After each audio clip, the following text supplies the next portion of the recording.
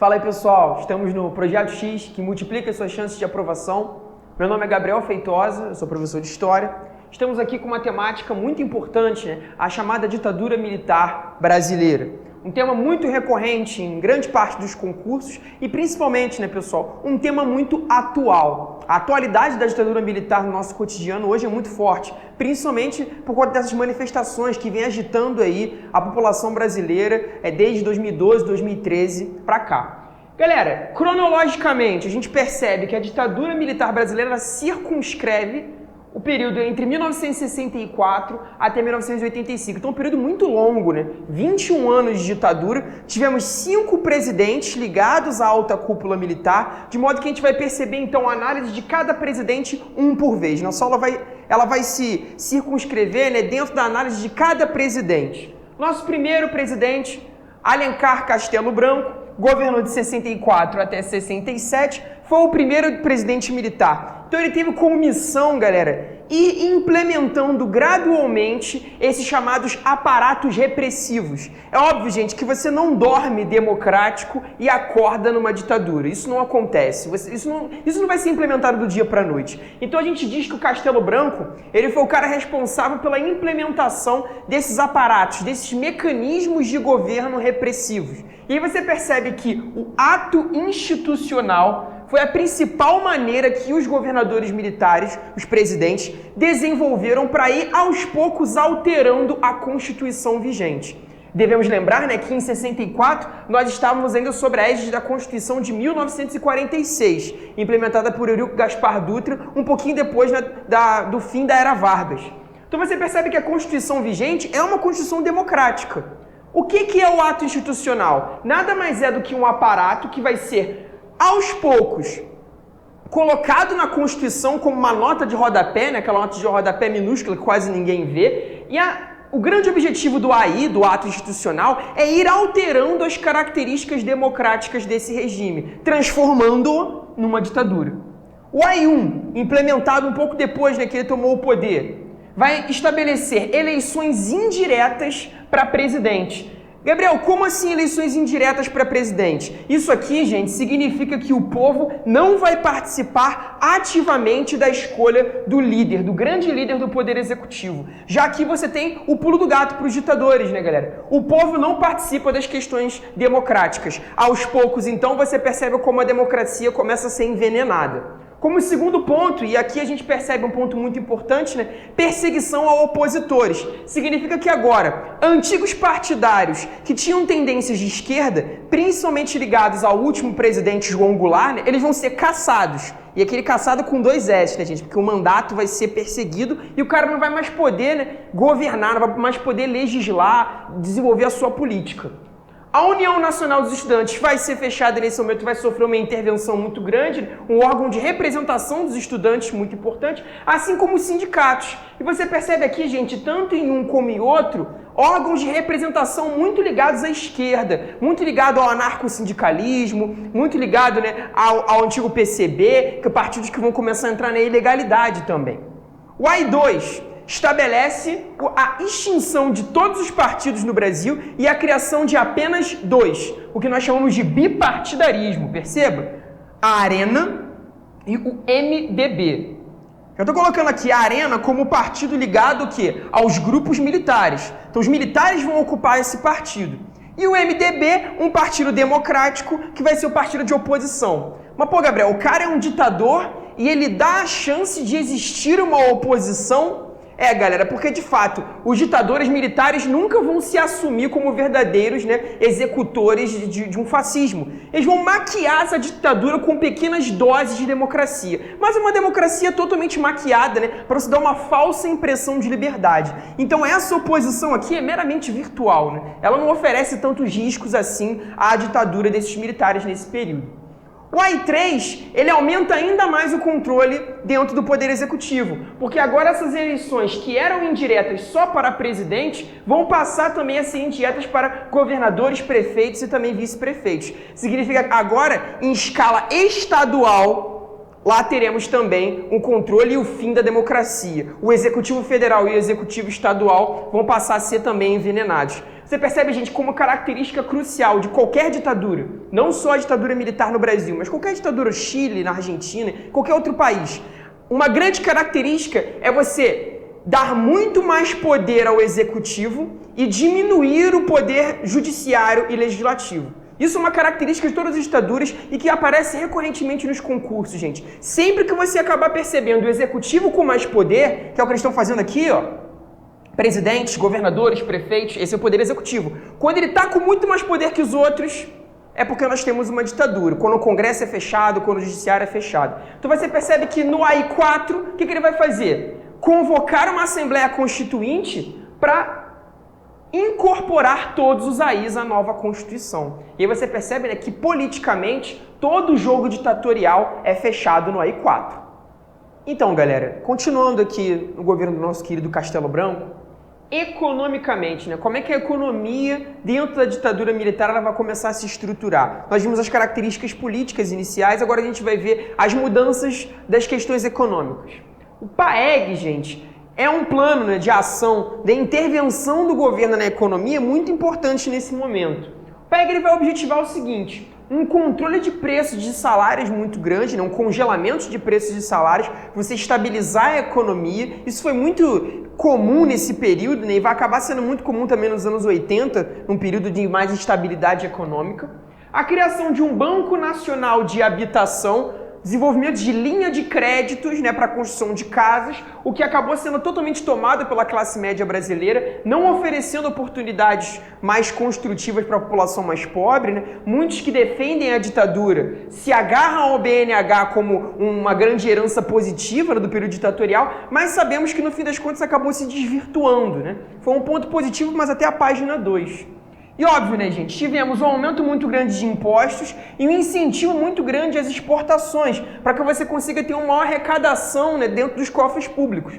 Somamos ao PAEG também uma característica importante da economia no governo militar, a atração de investimentos estrangeiros, gente. O protecionismo não é uma característica econômica do período militar. E os vestibulares e os concursos gostam de trazer características econômicas do período militar. Sempre relacione a ditadura militar brasileira com um período, né, de entreguismo, vamos dizer assim, né, de abertura do nosso capital para investimentos estrangeiros. De modo, né, que a gente vai perceber uma aliança muito forte do Brasil com os Estados Unidos nesse período, concretizada pela chamada Aliança para o Progresso. Um acordo diplomático, político e econômico entre o nosso governo brasileiro, especificamente no governo Kennedy, que vai distribuir, né, uma maior linha de créditos no Brasil para a construção de vilas. A gente tem o caso da Vila Kennedy e da Vila Aliança, aqui no Rio de Janeiro, como exemplos muito fortes desse período, de uma aproximação política e diplomática do governo americano. Então, gente, vamos sempre relacionar o Brasil com os Estados Unidos. A aproximação nesse período é muito grande. Não podemos esquecer que todo esse contexto aqui está inserido diretamente na questão da Guerra Fria. Então, Guerra Fria e ditadura militar, gente, de mãos dadas. Nós vamos partir para o bloco capitalista nesse período aqui e um afastamento muito grande da União Soviética, óbvio, tidos como subversivo, já tido como um comunismo realmente muito ruim. Gente, é óbvio que o MDB não vai ser a única oposição desse período. Aqui a gente vai ter o desenvolvimento da Frente Ampla, uma frente de oposição ilegal articulada entre nosso amigo, né, João Goulart, Carlos Lacerda, antigo político que se opôs a Vargas, um dos pivôs aí do suicídio de Getúlio Vargas, e nosso amigo Juscelino Kubitschek. A articulação desses três políticos vai formar o que chamamos de Frente Ampla, uma frente de oposição muito importante. Pô, Gabriel, mas nosso amigo Carlos Lacerda estava ao lado dos militares durante o golpe. Sim, isso é uma grande verdade. Você percebe, né, como ele estava ao lado dos militares, imaginando que o golpe, como os próprios militares disseram na época, né, teria sido um golpe preventivo, apenas para não deixar uma ameaça comunista chegar. Só que, a essa altura do campeonato, a gente já estava chegando em 67, já havia passado 3 anos que o golpe tinha sido dado. Lacerda percebeu que o golpe não era nem um pouco preventivo e que esse poder não seria devolvido aos civis. É aí que, se unindo a dois grandes políticos, né, de representações democráticas, apesar do João Goulart, né, ser uma oposição, ele acabou entrando aqui, formando essa frente ampla que vai ser perseguida nesse período.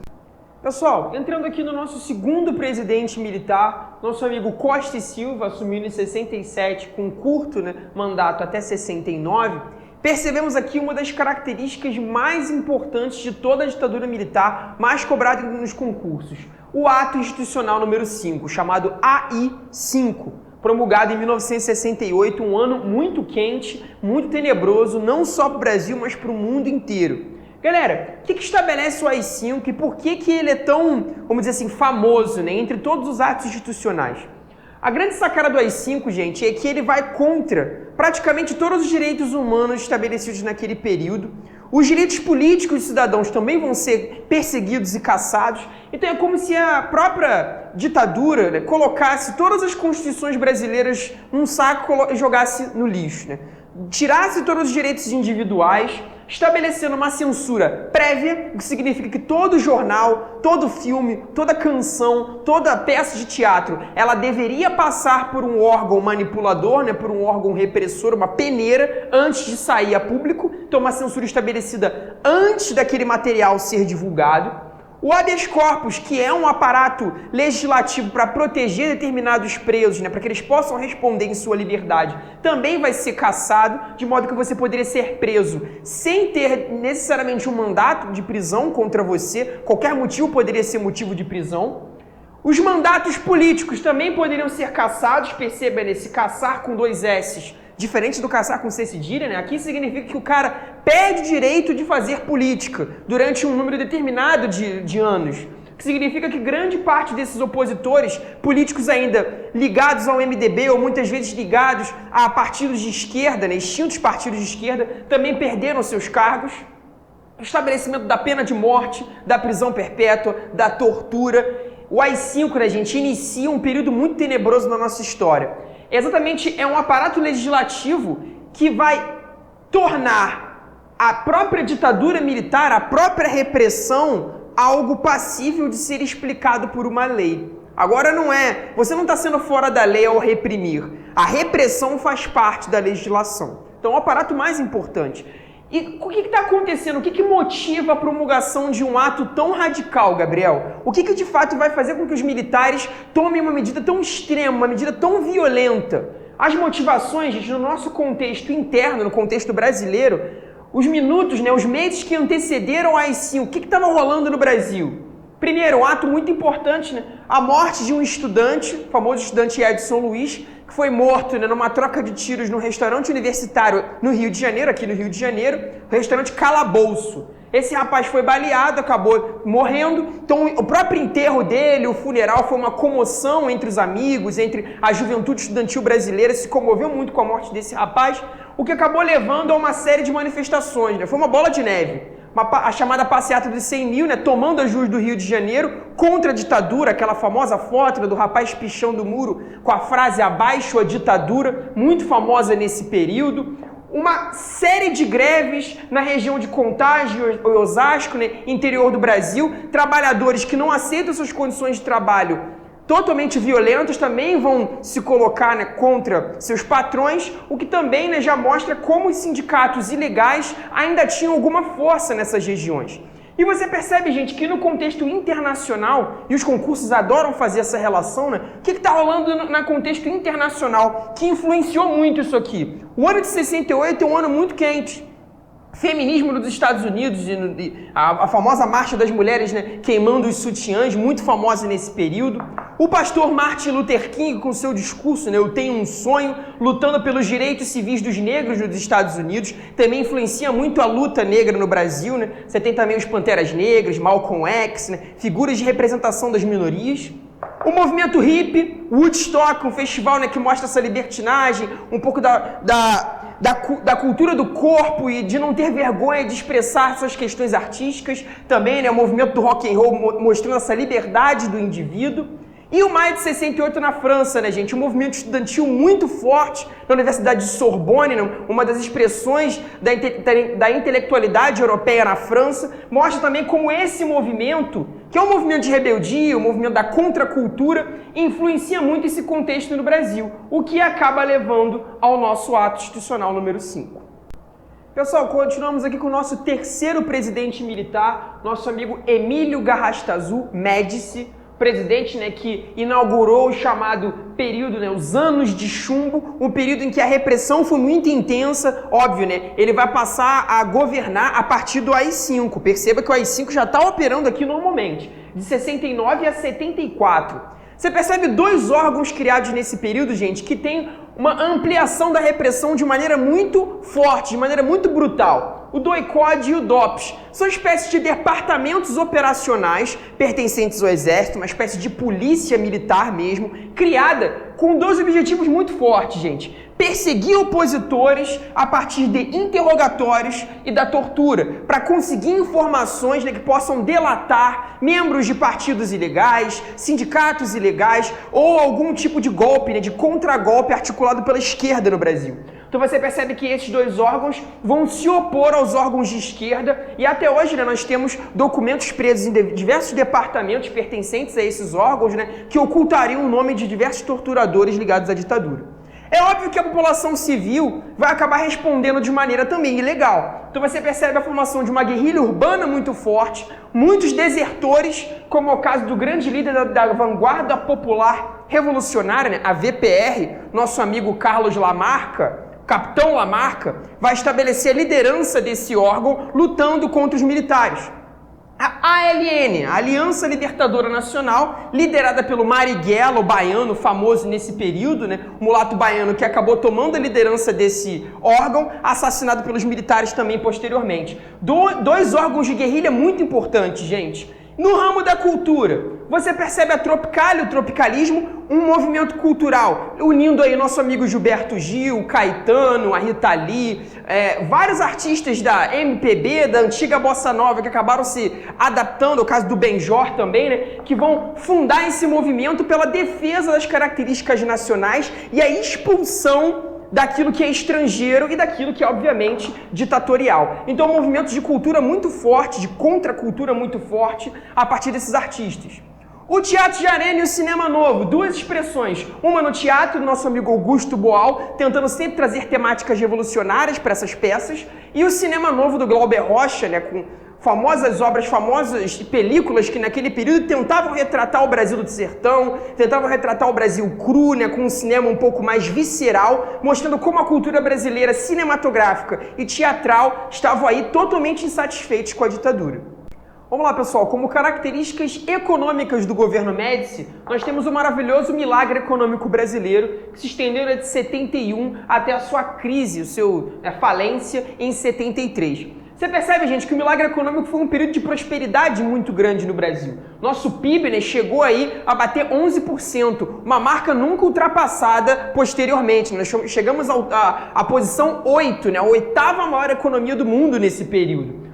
A atração do capital estrangeiro foi muito forte, a gente deve lembrar do PAEG, devemos lembrar aqui da Aliança para o Progresso e desse pacto econômico e político com os governos norte-americanos, sempre atrelados à questão da Guerra Fria, obviamente. Um aumento muito grande de importação e exportação, deixando uma balança comercial muito favorável, superávit interessante para o Brasil, o que acabou levando a uma série de obras, chamadas obras faraônicas, que já foi material de prova várias vezes, gente? A Ponte Rio-Niterói foi construída nesse período com um capital de 5 bilhões de reais, uma obra muito cara e uma obra muito importante para mostrar o poder do governo. A Transamazônica, uma rodovia que nunca foi terminada, gerando aí um custo de 2 bilhões de dólares nesse período inicial, mas uma obra que nunca foi finalizada, gerando a morte de vários operários, um elefante branco na nossa economia até hoje, sem falar no desmatamento. E a usina de Itaipu, com um custo de 25 dólares, gente, 25 bilhões de dólares na construção dessa usina, que contou com o Paraguai como um parceiro econômico. Obras que mostram essa prosperidade econômica e que vão levar ao desenvolvimento de vários slogans no Brasil. A ideia do Pra Frente Brasil, de salvar a seleção, ninguém segura esse país, Brasil, ame-o ou deixe-o. A Copa de 1970 no México, o tricampeonato que mostrou como o Brasil andava bem, se futebol vai bem, então significa que o governo vai bem. E aí você percebe que mesmo com todo esse cenário importante e bonito, haviam vários pontos negativos. A dívida externa brasileira, muito grande, no final da ditadura já ultrapassando os 30 bilhões de dólares, muito dinheiro emprestado nesse período. A concentração de renda muito grande, né? Porque você percebe que o arrocho salarial mantinha o salário daquele operário num nível muito baixo, fazendo com que o patrão sempre ganhasse mais, né? Ainda mais com a questão da mais-valia. Então você percebe um abismo muito grande entre a classe média brasileira e essas classes mais pobres. O que a gente percebe é esse cenário aqui, né, galera? A economia indo muito bem, o IDH lá em cima, o PIB, perdão, lá em cima, mas o IDH muito baixo, a questão da saúde, da educação não desenvolvendo, gerando nesse descompasso entre ricos e pobres no Brasil. Galera X, pra gente finalizar o nosso assunto sobre ditadura militar, vamos falar dos dois últimos presidentes, nosso amigo Geisel e o último presidente Figueiredo. Por que eu estou analisando os dois juntos? Porque esses dois presidentes, gente, vão ser responsáveis pela chamada abertura, a abertura democrática brasileira, que segundo eles deveria ser lenta, gradual e segura. É um momento, gente, em que a Guerra Fria também já está caminhando para o fim, né? Então não faria mais muito sentido manter um governo ditatorial no Brasil. A gente percebe também, né, que a crise do milagre econômico em 73, que foi exatamente por conta da crise do petróleo, na decorrente da guerra do Yom Kippur entre árabes e palestinos, né, envolvendo até a intervenção americana também, você percebe como nesse contexto, os próprios ditadores, o próprio partido militar, a própria arena começa a desenvolver algumas leis democráticas, algumas leis tentando abrir a nossa política. A Lei Falcão é uma exceção a elas, na verdade, que em 78 ela vai estabelecer um controle da propaganda política eleitoral, obviamente, né, favorecendo quem? A arena. Então, por mais que você tenha uma abertura, obviamente essa lei vai fazer com que a arena ainda tenha algum tipo de controle no Congresso, no Legislativo e no Executivo. O pacote de abril foi muito importante, porque ele estabeleceu um novo calendário eleitoral. Esse calendário, né, o novo pacote de novas eleições, estabelecia, né, que em 84 nós teríamos a eleição indireta para presidente do Brasil civil. Então aqui é como se os militares dissessem que a ditadura deveria ter uma data para acabar. Estabeleceram também os chamados governadores biônicos, né? 1/3 do Senado deveria ser indicado diretamente pelos militares. Então, tanto essa lei, né, que convoca os senadores biônicos, como a Lei Falcão, são leis que tentam manter ainda os militares abocanhando o poder executivo brasileiro. Em 79, a gente já está entrando no governo do Figueiredo, no nosso último presidente. Temos a lei da anistia, muito importante, que vai estabelecer o retorno de presos políticos. Até hoje temos problemas com essas leis, com a lei da anistia, né, porque nem todos foram libertados.